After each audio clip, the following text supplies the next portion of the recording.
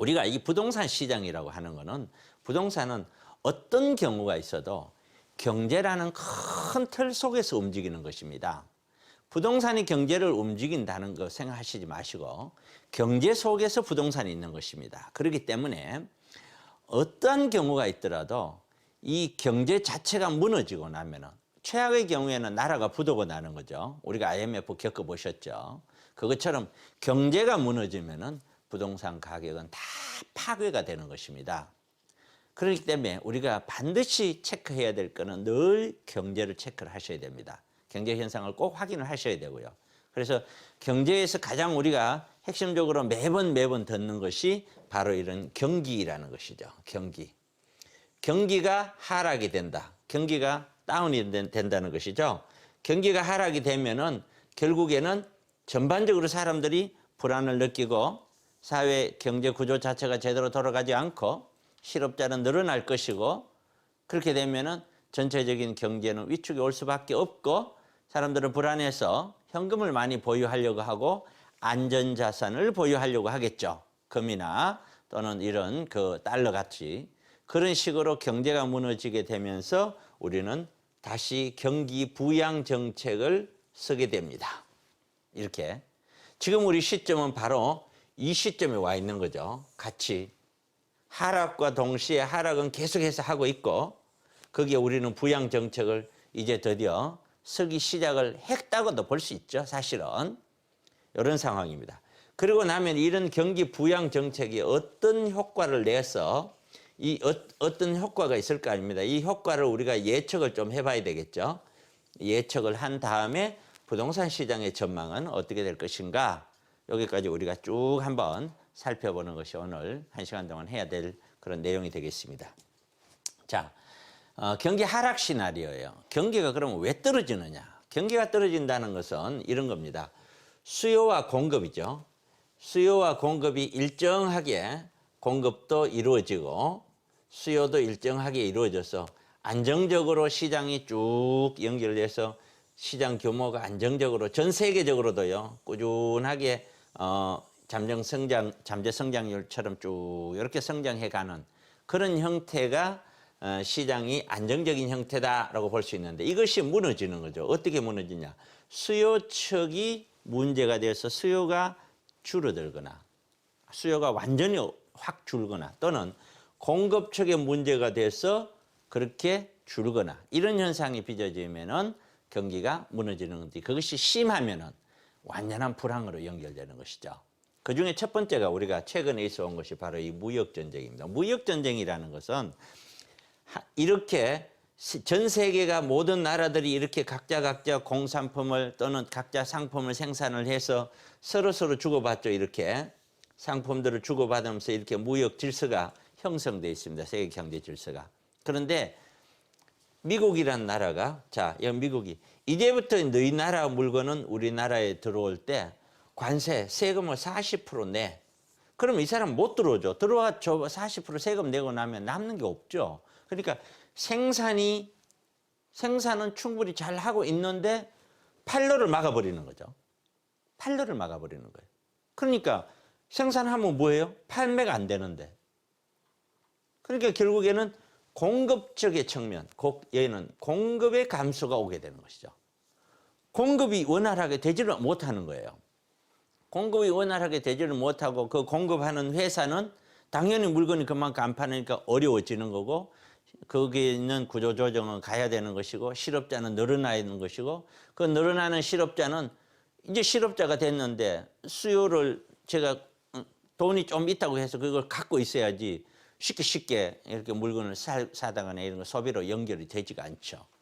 그래서 경기가 하락하는 그런 무역전쟁이 최근에 미국으로부터 출발돼서 몇 년간 있어 왔고 아직도 사실 얘는 진행 중입니다. 진행 중이에요. 끝이 난 게 아니에요. 최근에 워낙 심하게 나온 것이 코로나19 때문에 그렇지 무역전쟁은 지금 진행 중에 있는 겁니다. 그리고 얼마 전까지만 하더라도 트럼프 대통령이 재선이 되면 다시 무역전쟁을 시작할 거야 라고 얘기까지 했죠. 그래서 얘는 진행 중이다라는 사실을 잊어버리면 안 돼요. 예로 인해서 무역전쟁을 위해서 공급 측의 문제가 생기는 거죠. 자, 그다음에 코로나19예요. 코로나19라는 전염병. 자, 우리가 팬데믹이라고 그러죠. 팬데믹이라고 그러죠. 팬데믹을 선언해서, 팬데믹이 뭐냐면은 전 세계적인 유행병 이런 거예요. 전 세계적인 유행병. 그러니까 이게 일부 지역에 국한된 게 아니고 전 세계가 퍼져나가서 유행을 한다는 거죠. 그런데 이런 유행병, 전염병이 코로나19 같은 경우는 전염병은 가장 좋은 방법이 격리예요. 격리. 왜? 전염병 걸린 사람과 걸리지 않은 사람하고 아예 격리를 시켜버리면 올 수가 없죠. 병이 옮길 수가 없는 거예요. 이게. 그러다 보니 격리가 우선인 것이죠. 격리가 우선이니 어떻게 해요? 식구끼리도 이런 뉴스를 봤습니다. 코로나19로 인해서 가족 중에 한 분이 돌아가셨어요. 얼마 전에. 돌아가셨는데 그렇게 돌아가신 분은 가까이 가서 장례식도 못하고 화장하는 거 뭐 이것도 못해요. 가지를 못해요. 식구들이. 그러니 이게 평생 같이 살아온 식구인데 이 코로나19로 인해 전염병에 인해서 돌아가니까 가지도 못하고 장례를 치는 거 얼마나 기가 막히겠습니까? 그만큼 격리가 된다는 거죠. 자, 지금 바로 이게 전 세계가 격리를 하고 있죠. 자, 미국이 드디어 어떻게 했습니까? 유럽 전체에 있는 국가 보고 야, 지금부터 너 미국으로 오지 마. 막아버렸죠. 이제 자, 그렇게 되면은 미국에 엄청나게 참 유럽에 엄청나게 많은 인구가 미국으로 제대로 못 들어가죠. 그러면 이동이 가장 큰 문제가 돼. 이동이 안 되는 거죠. 이동이 안 되니까요. 교통, 유통, 그다음에 숙박, 이건 뭐 전부 뭐 거의 사망 선고나 다름이 없죠. 항공산업 전부 다 뭐 난리가 아니죠.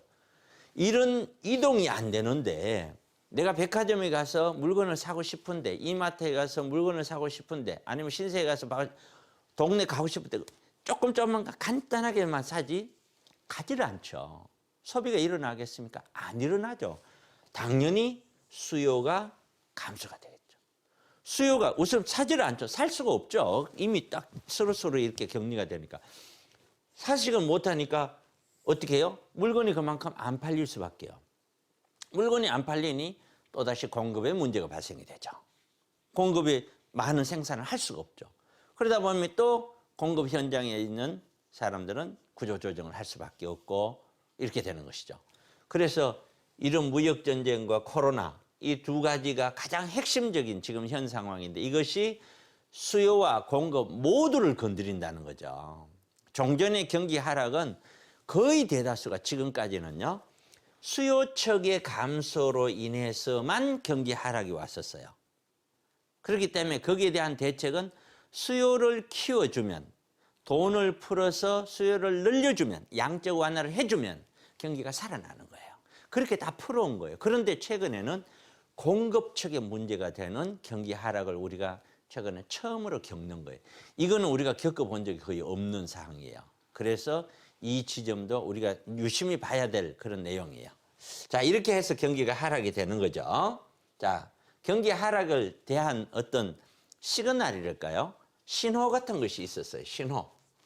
신호가 있었어요. 신호가 어떻게 되냐면 가장 핵심적인 것들이 장단기 금리 역전. 장단기 금리 역전인 게 뭐냐? 장기와 단기가 금리가 거꾸로 되는 거예요. 그러니까 불안하다는 거죠. 불안하는 거야. 미래가 불안하다는 거야. 이게 당연히 장기를 길게 가져가면은 시간에 대한 어떤 기회비용이 존재를 하기 때문에 금리가 높아야 되는데 그게 아닌 거예요. 거꾸로 되는 거예요. 이렇게 되었을 때는 지금까지 모두 침체를 이것도 제가 방송상에 수개월 전인 것 같은데 작년에 이 얘기를 했었어요. 장단기 금리 역전이 2018년 말 정도에 있은 걸로 알고 있고 통상적으로 금리 역전이 되고 나서 평균이요. 16개월 전후로 해서 경기가 침체에 들어갔어요. 지금 거의 15개월 정도 수준 됐어요. 처음에 발생된 지 18년 그게 몇 월인지 제가 기억이 안 나요. 약 한 16개월 정도 됐을 거예요. 이게 이렇게 됐다 하는 거. 아, 이렇게 될 수 있겠구나 하는 거를 시그널을 이미 줬죠. 이 경험치상 나온 겁니다. 그다음에 경기 하락에 대한 내용을 이렇게 했어요. 루비니 뉴욕대 교수, 이분이 어떤 분이냐면은 2008년 금융위기가 올 것이야 라고 예견을 하신 분이에요. 그때는 에이 뭐 그랬거든요. 그런데 그걸 정확하게 예상을 함으로 인해서 일약 스타가 된, 말 그대로 스타가 된 대단한 어떤 그런 명성을 얻게 되는 그런 교수예요.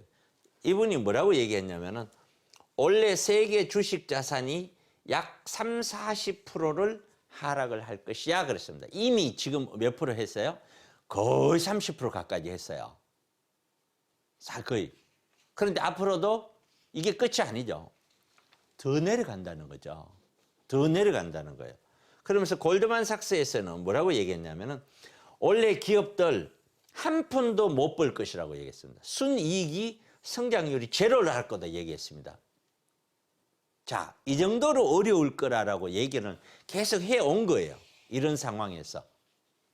그런 상황에서 자, 경기는 보다시피 이게 우리 주식이라는 걸 이렇게 볼 수가 있는데 정권요. 이 주식은 항상 경기의 한 6개월 선행 지표다 이렇게 봅니다. 사실 통상적으로. 그래서 주식이 일반 경기를 예상해 볼 수 있는 어떤 그 바로미터다 이렇게 보는데 여기 보면은 2008년도죠. 07년도입니다. 07년도 이것도 지금 지난주인가 제가 얘기했었어요.